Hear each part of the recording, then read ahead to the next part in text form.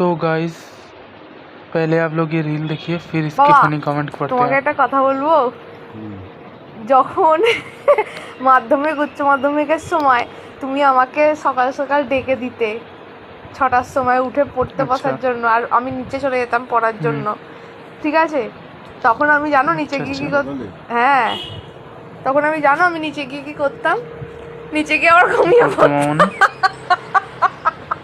মামনি ভাই হ্যাঁ, 6টার সময় তুমি নিচে পাঠিয়ে দিতে যা, কিন্তু আমি নিচে গিয়ে আসলে ঘুমিয়ে পড়তাম আর আধ ঘুমে থাকতাম। তুমি যখনই বাজারে যাওয়ার সময় নামতে তখন আমি উঠে আবার বই নিয়ে বসে যেতাম। তুমি ভাবতে আমি 6টা থেকে পড়ছি। ভাই ভাই আর একটা কথা, বাহ, কত যখন আমি বোঝে না দেখবো বলে আমি আগে পড়তে বসতাম, তুমি আমার 8:30টার সময় বোঝে না দেখতে দিতে ওঠার জন্য। আমি আসলে সন্ধ্যে থেকে পড়তাম না, আমি দেখতাম তুমি কখন অফিস থেকে আসছো আর আমি তখনই বইটা নিয়ে বসতাম। भाई ये तो তুমি सभी ने কিছু किया है। বলবে? আমার খুব হাসি পাচ্ছে। রিভিল করলাম আজকে আমি এত বছর পর। আমি শুধু ঘুমাতাম। কিছু বক্তব্য তোমার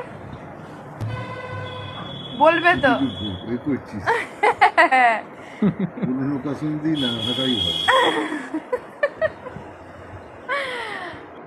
ভাই চলো अब इसके कमेंट पढ़ लेते हैं ज़रा। দিদি ভাই আপনার জায়গায় যদি কোনো ছেলে হতো তাহলে তার বাবা এই কথা শুনে উদম পেটাতো।